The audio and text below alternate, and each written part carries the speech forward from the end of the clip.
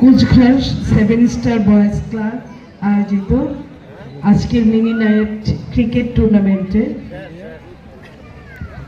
আজকের অনুষ্ঠানের সম্মানিত আমার স্নেহাস্পদ সভাপতি উপস্থিত আছেন। এখানে বাংলাদেশ জাতীয়তাবাদী দলের বিভিন্ন দলের এবং অঙ্গ সংগঠনের নেতৃবৃন্দ, উদ্বোধক হিসেবে উপস্থিত আছেন আমাদের মাঝে সাবেক যুব নেতা, যুব দলের প্রাণ, সাবেক যুব দলের সাধারণ সম্পাদক যারা মুস্তাফিজুর রহমান আরমান।